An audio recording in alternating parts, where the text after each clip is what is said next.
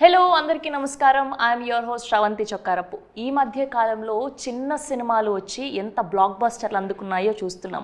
అసలు ఎక్స్పెక్టేషన్స్ లేకుండా చిన్న సినిమాలుగా మొదలై పెద్ద బ్లాక్ బస్టర్ అందుకున్నాయి. సో అదే కోవలో ఈ జూలై 18న మిస్టర్ రెడ్డి అంటూ ఒక ఎమోషనల్ రోలర్ కోస్టర్ రైడ్ని, ఒక బ్యూటిఫుల్ 2 లవ్ స్టోరీల్ని అందిస్తూ టీం అందరూ రెడీగా ఉన్నారు.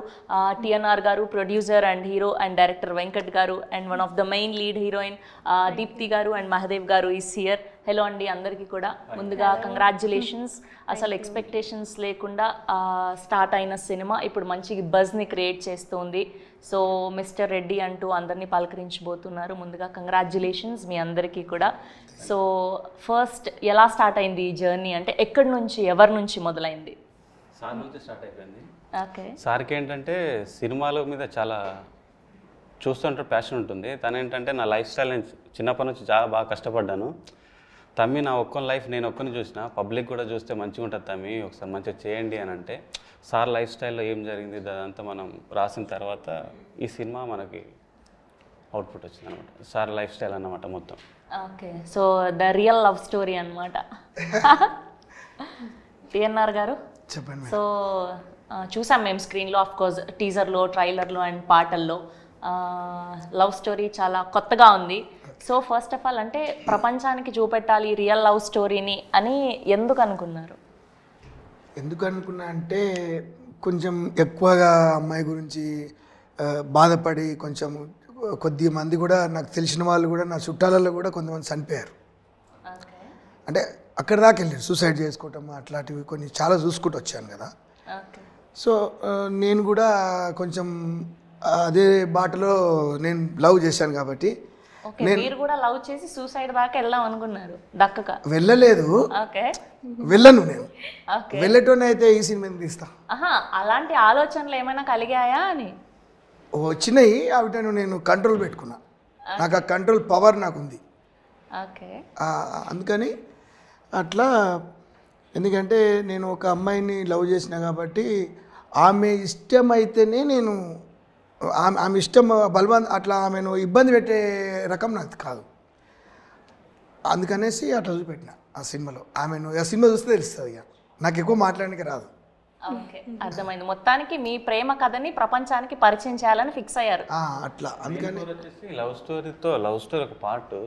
ఒక లైఫ్ స్టైల్ ఏంటంటే, నేను ఇండస్ట్రీకి వచ్చాను. ఇండస్ట్రీకి వచ్చిన తర్వాత నేను ఒక డైరెక్టర్ అవ్వాలి, ఒక గోల్ ఉంది. గోల్ కోసం పెళ్ళి, ఫ్యామిలీ అన్నీ వదిలేసుకొని వచ్చాను. సో నేను ఒక డైరెక్టర్ అయిన తర్వాత వేరే ఒక బిజినెస్ చేసిన, ఒక సక్సెస్ అయిపోయిన తర్వాత మనకు ఒక 50-55 ఇయర్స్ వచ్చేస్తాయి. వచ్చిన తర్వాత ఒంటరిగా మిగిలిపోతాం, అన్నీ వదిలేసాం. అప్పుడు రియలైజ్ అయిపోతాం మనం, అరే నా లైఫ్లో అన్నీ కోల్పోయాను కదా, ఇప్పుడు ఒంటరివన్నీ అయిపోయాను. అలాంటి ఒక successful business man life style ఏంటి? తర్వాత డబ్బు అన్నీ ఉన్నాయి వాళ్ళ లైఫ్లో, కానీ ఫుల్ఫిల్ అవ్వట్లేదు. రాత్రి పడుకుంటే నిద్ర పట్టదు, తిన్నా కూడా ఏం తినాలనిపించదు. వాడు లైఫ్ స్టైల్ చుట్టూ చూసిన తర్వాత ఒంటరి వాడు అయిపోతాడు కదా. ఒక సక్సెస్ఫుల్ బిజినెస్ మ్యాన్ లోన్లీగా ఉంటే ఏంటి వాడి పరిస్థితి అన్న దానిపైన మన మూవీ. అంటే లైఫ్లో ఒక తోడు ఉంటే, వాళ్ళకి ఒక ప్రేమ అందించే వాళ్ళు ఉంటే ఎలా ఉంటుంది? Okay, got it. అంటే ట్రైలర్ కట్లో అది చూసినప్పుడు అర్థమవుతోంది మాకు. అండ్ మీ ఇద్దరి కాంబినేషన్ కంప్లీట్ డిఫరెంట్గా ఉంది. అంటే ఈ మధ్య కాలంలో ఇలా తెలంగాణ బ్యాక్డ్రాప్లో లవ్ స్టోరీస్ వచ్చినవన్నీ almost 90% was super hit. And మీ పేరు కూడా అంతే సక్సెస్ఫుల్గా కనిపిస్తూ ఉంది. And you both are looking too good on screen. And మీకు ఎలా అనిపించింది ఈ పాత్రను పోషించడం? యాక్చువల్లీ ఇది మేము రీసెంట్గా కెరీర్ స్టార్ట్ చేసాం కాబట్టి, సో మాకు కొత్తగా అనిపించింది చేసేటప్పుడు. And also we really enjoyed while working in this film. And also story వచ్చేసి నేను ఫస్ట్ ఈ మూవీకి ఒప్పుకునేటప్పుడు I thought it created by director, I don't know it's a real story of someone.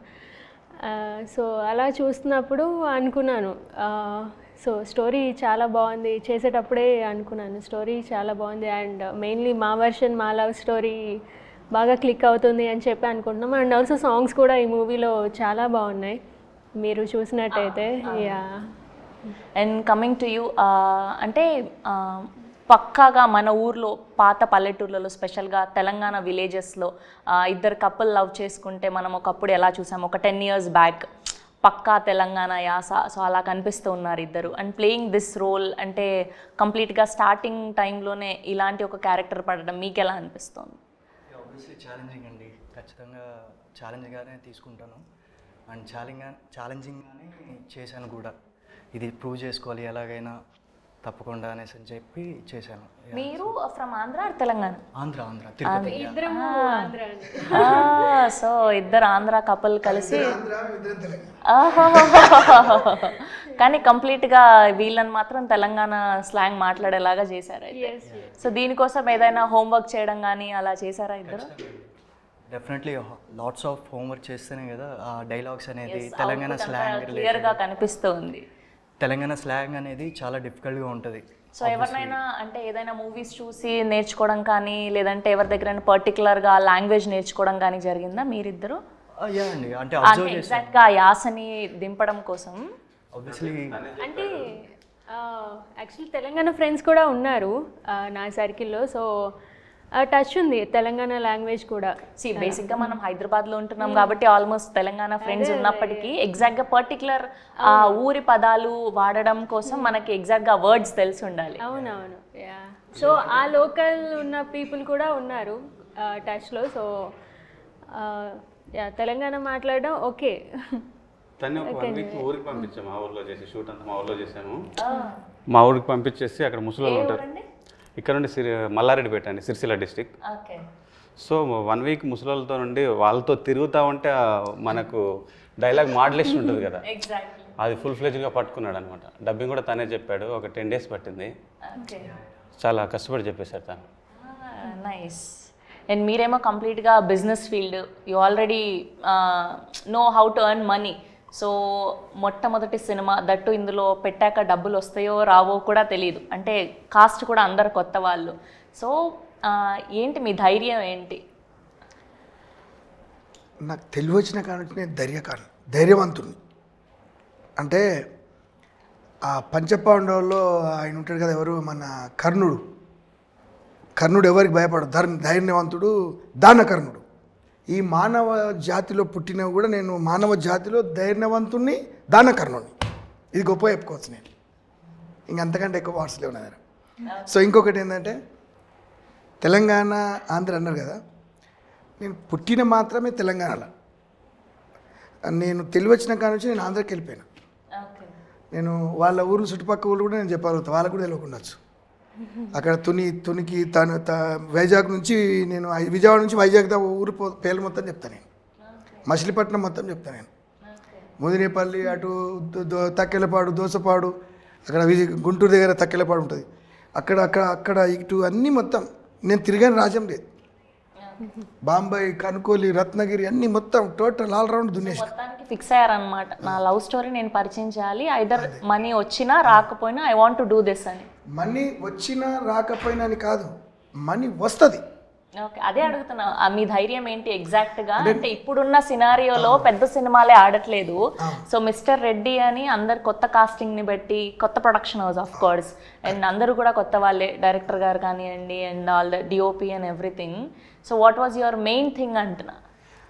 అంటే మేడం నేను ఎట్లా చెప్పాలంటే, నేను వివరంగా ఈ స్టోరీని ఈ వెంకరెడ్డి గారితో ఈయనకు సంబంధించిన ఇంకా 4 డైరెక్టర్ని పెట్టి, ఈయన డైరెక్టర్తో పాటు ఇంకా ఏమంటారు జూనియర్ డైరెక్టర్ ఇంకా నా 4 పెట్టి నేను ఒక 6 months, ఒక 4-5 months ఆఫీస్లో కూర్చొని ఎట్టి పరిస్థితిలో సినిమా అందరికీ నచ్చలాగానే మనం రాయాలి కాబట్టి టైం తీసుకున్నాం.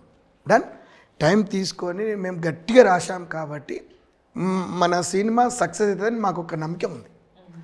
అది ప్రజల కోసమే తీసినాం సినిమా. ప్రజలందరూ ఇట్లా ఉంది కదా, ఇప్పుడు నిజ జీవితంలో నేను కష్టపడి, నేను 7th class కాడ నుంచి నేను చాలా కష్టాలు పడి పట్టుదల నుంచి, అరే వాడు బెంజ్ కారు కొన్నాడు నేను కొనాలి, వాడు కొత్త బట్టలు కొన్నాడు నేను కొనాలి.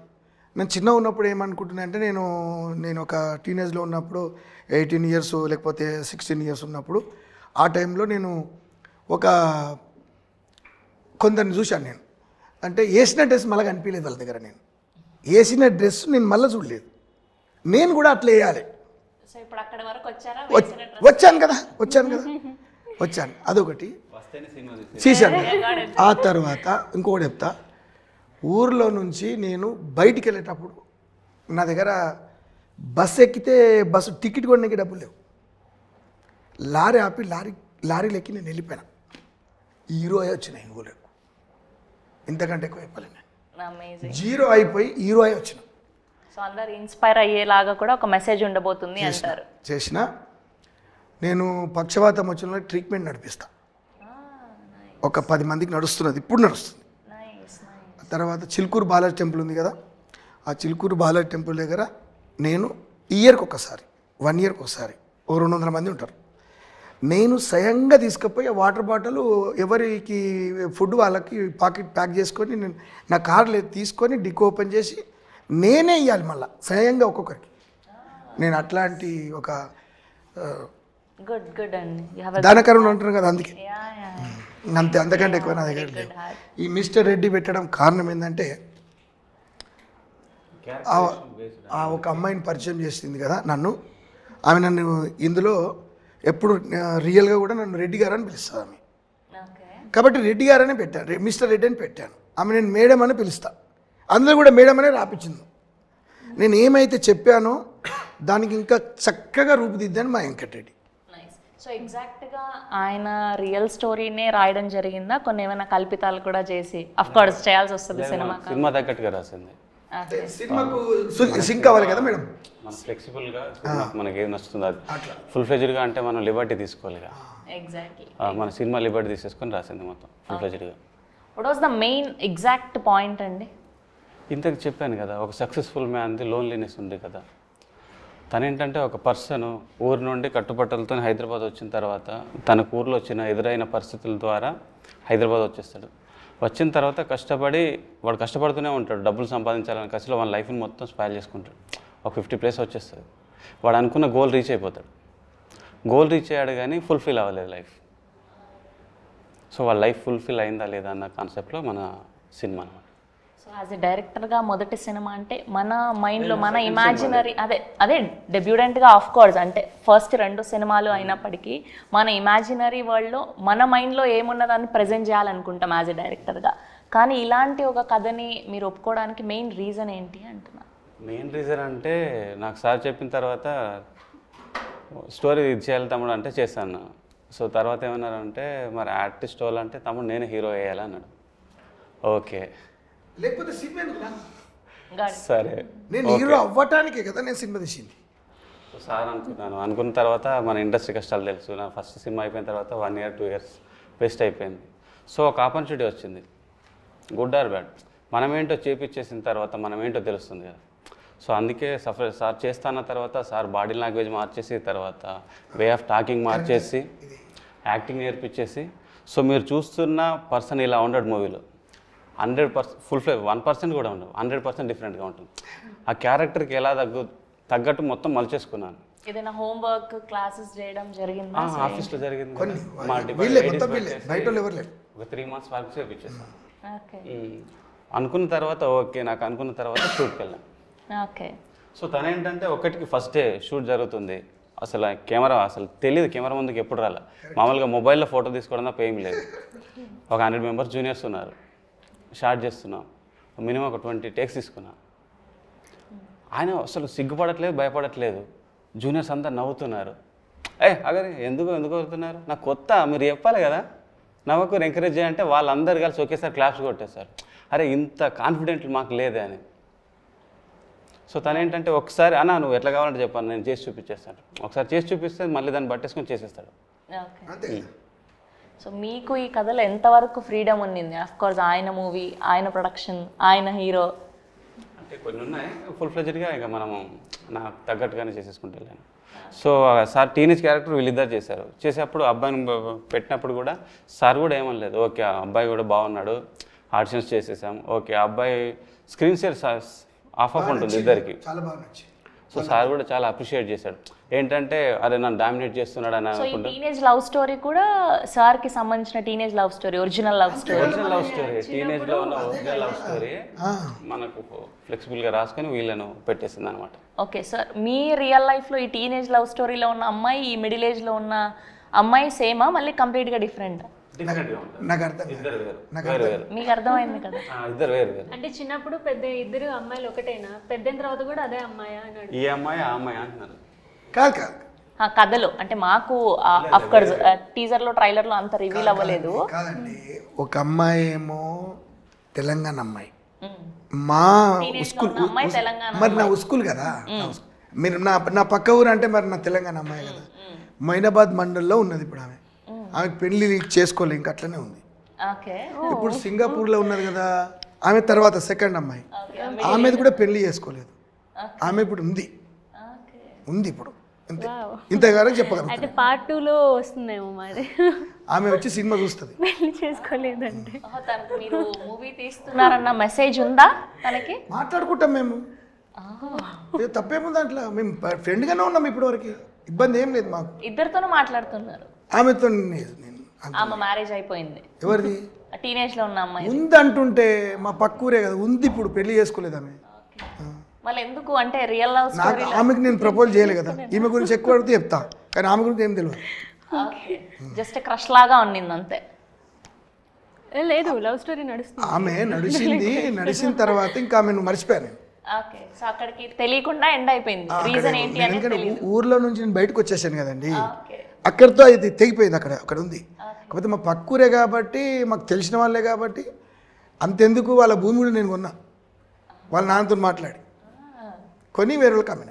సో మళ్ళీ ఊరు వచ్చేసాక మాట్లాడడానికి ప్రయత్నించలేదా మీరు? లేదు, ఇంకా ఆమె నేను ఇంకా అంతే. ఓకే సో మళ్ళీ ఈ లవ్ స్టోరీ ఎక్కడి నుంచి స్టార్ట్ అయింది? మేము ఎయిర్పోర్ట్లో కలుసుకున్నాం ఒకసారి. ఓకే నేను బాంబేకి, నేను మద్రాస్కి వెళ్తున్నా. వెళ్ళేటప్పుడు ఈ సింగపూర్లో ఉండే రాణి అని పాట రాసిందే అందుకు కదా, ఆ అమ్మాయి అక్కడ కలిసింది నాకు. వాళ్ళ సొంత ఊరు మద్రాస్, చెన్నై. అంటే ఆమె తమిళ అమ్మాయి. అంటే తమిళ అమ్మాయి అంటే వాళ్ళ అమ్మనేమో, ఆమె చెప్పటం నాకు తెలుసు, వాళ్ళ అమ్మ గుంటూరు, వాళ్ళ డాడీ ఏమో మద్రాస్. అయితే ఆమె వాళ్ళ అమ్మమ్మ వాళ్ళంతా ఇక్కడ హైదరాబాద్లో ఉంటారు. ఆ తర్వాత అట్లా పరిచయం అయింది. ఇద్దరం కలిసి మేము ఒకటే ప్లేన్లో జర్నీ చేసాం కాబట్టి అక్కడ నుంచి మేము స్టార్ట్ అయ్యాం. పరిచయాలు పెరిగినాయి. ఇప్పటికీ ఉంది, ఎప్పటికీ ఉంటాం. మరి ఇదన్నా అట్లీస్ట్ సరే, ఫస్ట్ టీనేజ్ లవ్ అంటే తెలియకుండా మీరు వచ్చేసారు. మరి మిడిల్ ఏజ్ లవ్ అన్నా ఎందుకు కంటిన్యూ అవ్వలేదు? అంటే మ్యారేజ్ వరకు ఎందుకు రాలేదు? ఆమె వద్దన్నది కదా, తనకే ఇష్టం లేదు, పెళ్లి చేసుకోలేదంట ఆమె. పెళ్లి మ్యారేజ్ చేశారా పోనీ? ఓకే అక్కడ సంతోషం. అంటే నిజంగా పెళ్లి అవుతుందో కాదు కదా, ఎట్లా కాదు కదా. మూవీలో పెళ్లి చేసుకున్నా మొత్తం చెప్పు, దాన్ని వచ్చి చూసుకుంటే ప్రజలు చూసి నిర్ణయిస్తారు. అంటే ఆమె ఇప్పటి వరకు నాతో ఎప్పుడు అలగరు. నేను 100 సార్లు అడగడం జరుగుతుంది, ఏడవడం జరుగుతుంది, అవసరమైతే బ్లాక్ లిస్ట్ కూడా పెట్టేస్తాను.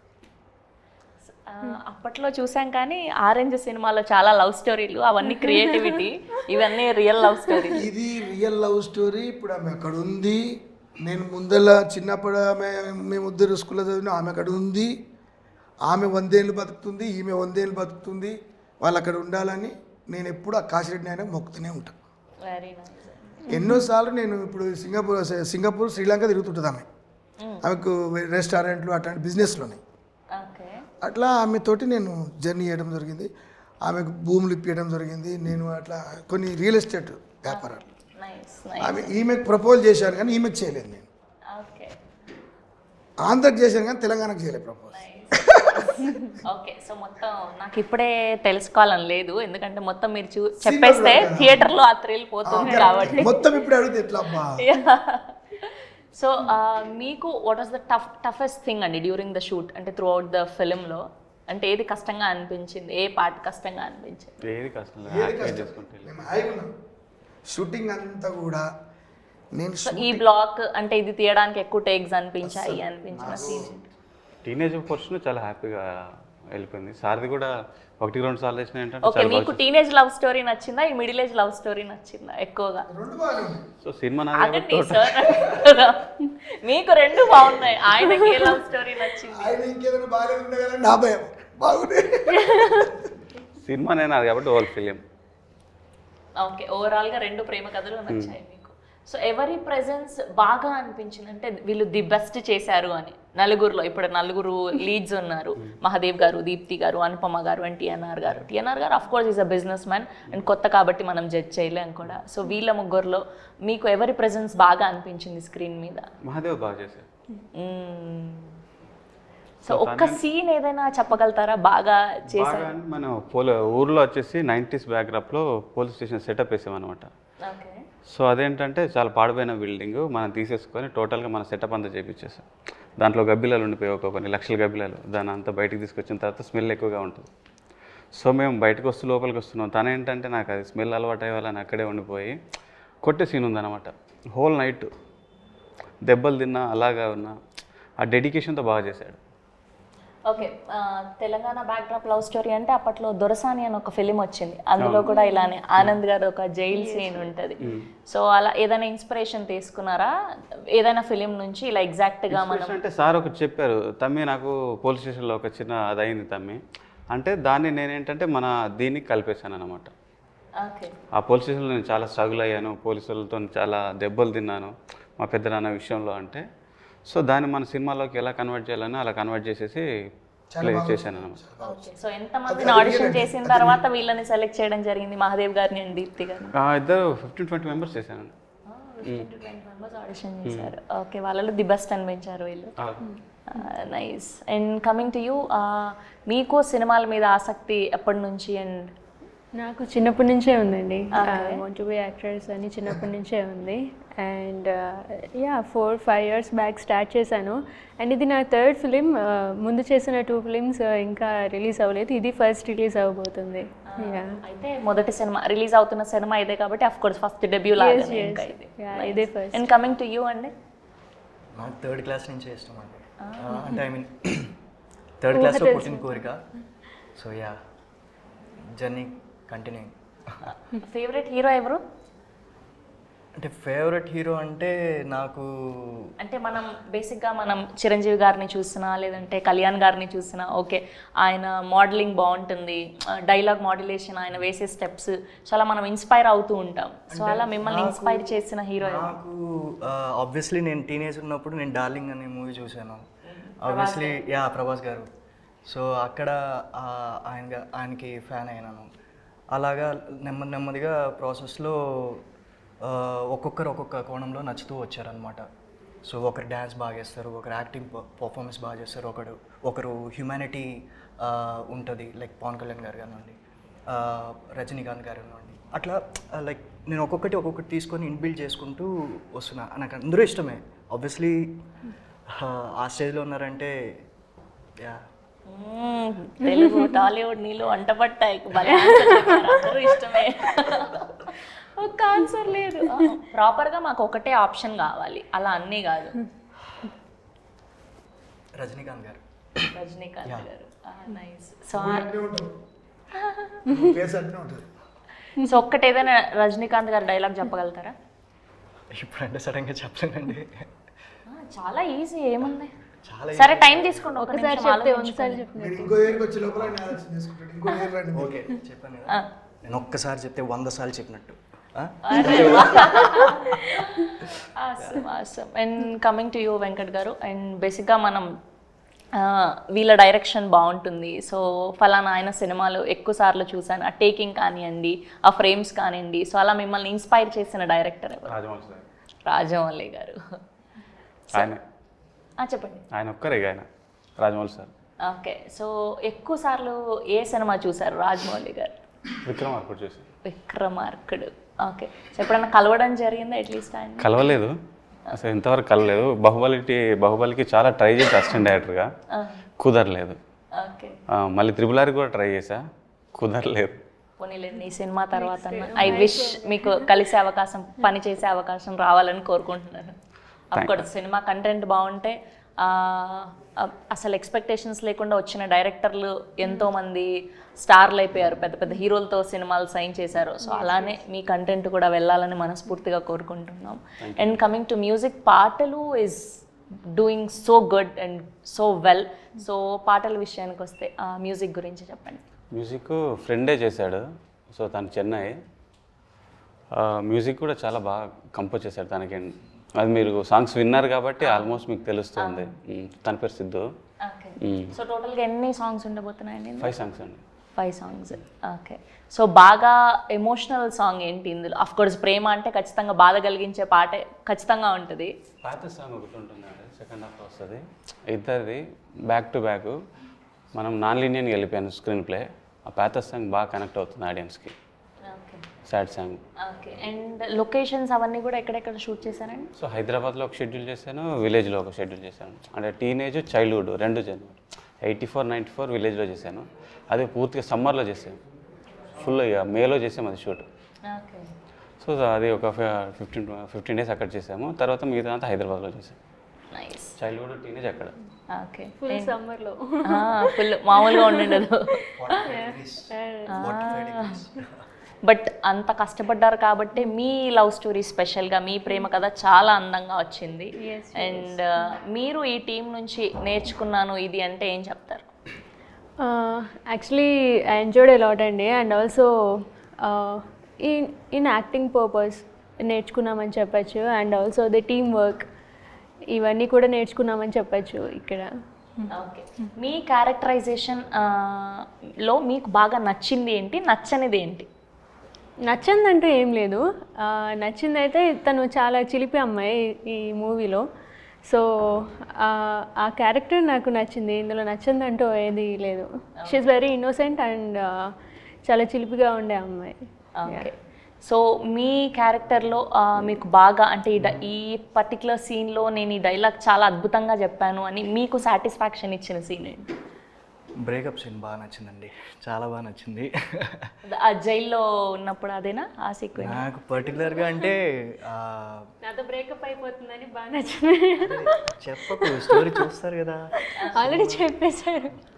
ఆల్రెడీ చెప్పేశారు కదా, ఇప్పుడే చెప్పారు కదా. చాలా ఉంటుంది అందులో. అందరికి మళ్ళీ మళ్ళీ పదే పదే చెప్తే మళ్ళీ ఎంత చెప్పినా అది తనిఖీ తీరని స్టోరీ. అది తనిఖీ తీరదు మీకు.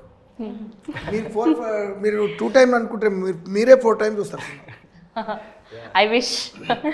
నా సాంగ్కే చూడాలి మీరు. ఒకటి లాస్ట్ సాంగ్ ఉంటుంది నా.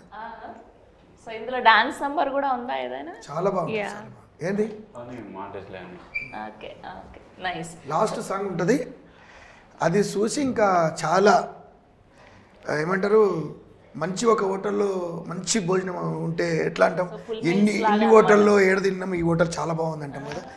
ఇన్ని సినిమాలు చూసాము, ఈ పాట చాలా డిఫరెంట్గా మంచిగా రాశాడు రెడ్డి గారు అంటారు. నేనే రాశాను పాట. అమేజింగ్. లిరిసిస్ట్ కూడా అనమాట. Businessman, producer, hero, lyricist, all rounder మీరు అయితే. ఏ సాంగ్ అని అడగాని నేను చెప్తా. చెప్పండి. మీరు అడుగుతలే కదా. చెప్పండి. చెప్పండి. ఏ సాంగ్ ఏ పాట రాశారు? ఏ పాట రాశారు? నేను స్పెషల్గా అందులో గోల్డ్ మెయిన్ రాజా సాంగ్ అనేది నేను రాశాను. యా చూసాం, ఫుల్ హెవీగా గోల్డ్ అదంతా వేసుకుని ఆ సాంగ్ చూసాను. నేను రాశాను, పాడింది వేరే పెద్ద సింగర్ పాడాడు. నైస్. నైస్. చాలా బాగుంటుంది ఆ సాంగ్. నైస్. మీరు విన్నారో లేదు? యా విన్నాను నేను. మీరు బ్లేజర్స్ అది వేసుకొని ఆల్రెడీ సాంగ్ రిలీజ్ అయింది కదా, గోల్డ్ మ్యాన్ అన్న సాంగ్, గోల్డ్ హెవీ చైన్స్ అది వేసుకొని. అంటే రిలీజ్ రెండు కూడా లేడీస్ పాడేది కూడా జెంట్స్ పాడేది కూడా రెండు నేనే రాశాను. ఆ ఇంగ్లీష్ మధ్యలో ఒకటి వేరే వాళ్ళు పాడతారు, అది రాస్తారు. నాకు ఇంగ్లీష్ రాదు కాబట్టి వస్తే అది కూడా రాసిన నేను. నైస్ అండి. నైస్. సో ఫైనల్గా జూలై 18న సినిమా రిలీజ్ అవబోతుంది. ఆడియన్స్కి ఏం చెప్తారు? ఆడియన్స్కి ఒక మంచి అటెంప్ట్ చేసాం, కొత్త వాళ్ళతోనే ఒక మంచి మూవీ తీసాం. చిన్న సినిమా, మీకు సినిమా చూస్తుంటే చిన్న సినిమా ఫీల్ రాదు, ఒక మంచి ఎగ్జైట్మెంట్తో వస్తుంది. మీరు సినిమా చూస్తుంటే ఒక ఫీల్ అవుతారు, బాధపడుతూ ఏడుస్తూ ఒక family emotion, total full meals లాంటి మూవీ. మీ మాటలు? యా, ఇది కంప్లీట్ ఎంటర్టైన్మెంట్ అండి. యాక్చువల్లీ మీకు ఎక్కడా బోర్ కొట్టదు మూవీలో. అలా వెళ్ళిపోతూ ఉంటుంది. సో అందరూ ఇది ప్రతి ఏజ్ వాళ్ళు తప్పకుండా చూడాల్సిన మూవీ ఇది. నన్ను అడిగితే ఇట్స్ మెసేజ్ ఓరియంటెడ్ కూడా అని చెప్పగలుగుతాను. మంచి మెసేజ్ ఉంటుంది దీంట్లో. So yeah. అండ్ సార్ మీ మాటల్లో? ఎట్లా అన్నదా అంటే ఒక మాటలో చెప్పాలంటే, ఇది చాలా అప్పులు చేసి చాలా ఇబ్బంది పడిన వాళ్ళు గిట్ట ఈ సినిమా చూస్తే కోటేశ్వర అవుతారు. సో ఆయన రజనీకాంత్ గారి సినిమాల్లో మనం సినిమాల్లో చూసాం ఇన్స్పైర్ అవ్వడం. అంటే అవుతారని అంటే తొందరగా అట్లా సినిమా చూసాగానే అవుతారు అట్లా కాదు. అదే అయితే తెలుసుకోవాలి దీని గురించి. అంటే ఇప్పుడు నేను ఎంత కష్టపడి పైకి వచ్చినో కష్టం ఉంటుంది, ఊరికే వచ్చింది అప్పుడే పోతుంది, కష్టపడి వచ్చింది ఎప్పటికీ ఉంటుంది. వెరీ నైస్, అదే ఉంది. అమేజింగ్ ఇందులో అదే అమేజింగ్ అండి. సో ఈ పోలీస్ స్టేషన్ అంటే గుర్తొచ్చింది నాకు. అది ఎంత కష్టం అంటే కళ్ళెంబ నీళ్ళు రావాలి. ఆ గుర్తు చేస్తే నేను ఎన్నోసార్లు ఏడ్చుకుంటా. ఇప్పుడు ఏడుస్తే ఉండదు ఆపుకున్నా. సినిమాలో ఆ సీన్ చేస్తున్నప్పుడు నేను రియల్ గా ఆపుకున్నా. ఏడ్చారా లేదంటే గ్లిజరిన్ పోలీస్ స్టేషన్ అన్నప్పుడే నేను ఆపుకున్నాను. క్యారెక్టర్ అది టీనేజ్లో అదే అంటున్నా. అది రియల్గా నన్ను కొట్టారు. నేను రియల్గా మొయినాబాద్ పిఎస్లో రివాల్వారు ఎస్ఐ దగ్గర టేబుల్ మీద పెట్టి ముందర కూర్చుంటారు కదా వెనకకు. అవును. అయితే అక్కడ మా బాబాయిలు వాళ్ళందరం మేము భూముల పంచాయతీలో పోయినామన్నమాట. పోతే నాకు అన్యాయం చేస్తున్నారు. నేను ఒక్కనే ఉన్నా, వాళ్ళు 100 మంది ఉన్నారు, నేను ఒక్కనే ఉన్నా. నేను 2 ఎకరాలకు సిగ్నేచర్ పెట్టలేదు, 2 ఎకరాలకు సిగ్నేచర్ పెట్టాను. అయితే 2 ఎకరాలకు సిగ్నేచర్ పెట్టింది చూపెడుతున్నారు తప్ప పెట్టదు చూపెడతారు తెచ్చి. అప్పుడు నాకు అక్కడ అన్యాయం జరుగుతుంది అని చెప్పేసి నేను చాలా ఎమోషనల్గా ఫీల్ అయిపోయి ఇంకా నేను ఉంటే ఉంటా, పోతే పోతా. వచ్చేటప్పుడు ఏం తీసుకురాలి, పోయేటప్పుడు ఏం తీసుకుపోలే. ఎప్పటికే ఒంటరిగా వచ్చాను, నేను ఒంటరిగానే పోతా. నేను పుట్టినప్పుడు మా అమ్మ నా జన్మించింది ఒంటరిగానే వచ్చింది కదా, పోయేటప్పుడు నాతో రారు ఎవరు, ఒక్కడికి పోతా. ఈరోజు ఏదో తెలుసుకుందామని కోపంతో రివాల్వర్ గుంజుకొని మా కాకని కాల్చిన. మిస్ అవుతుంది, జస్ట్ మిస్ అవుతుంది, లేకపోతే చనిపోతుంది. అప్పుడు ఈ పోలీసు వాళ్ళు 4 తీసుకొని పోయి కానిస్టేబుల్ తీసుకొని పోయి రూమ్లో 2 గంటలు కొట్టినాను. కొడితే నాకు రెట్టాలు ఇవన్నీ మొత్తం వాసిపోయినాయి, ఎక్కడొక్కడ ఇట్లా అయినాయి. కంట్లకే నాకు నీళ్ళ చుక్క వెళ్తలేదు. అప్పుడు అన్నా, మరి సార్ మరి మళ్ళా ఇంకా సెకండ్ టైం కొడతారా, నేను బట్టలు గిట్టి తోడుకోవాలన్నా సార్, నాకు బట్టలు ఇంపార్టెంట్, ఈ శరీరం ఇంపార్టెంట్ కాదు నాకు అన్న. ఎందుకంటే శరీరంకి ఏమైనా అయితే మరి బట్టలు తాపకరంగా ఉంచుకోవాలి కదా అన్న. అంటే తెలంగాణ భాష చెప్తున్నాం మీకు. మళ్ళా కొట్టిరు అట్లా అన్నందుకు మళ్ళీ అడిగిన, మళ్ళీ కొట్టిరు, మళ్ళీ అడిగిన, 3వ సారి అడిగిన తర్వాత వదిలేసారు. అదే ఉంది సినిమాలో రియల్ పెయిన్ఫుల్ లవ్ స్టోరీ అన్నమాట. Nice nice and we wish all the very best. Thank you so much. మీ సినిమా మంచి విజయం సాధించాలని మనస్ఫూర్తిగా కోరుకుంటూ ఉన్నాం. And this is all about team mister Reddy. July 18న థియేటర్స్లో కలుసుకుందాం.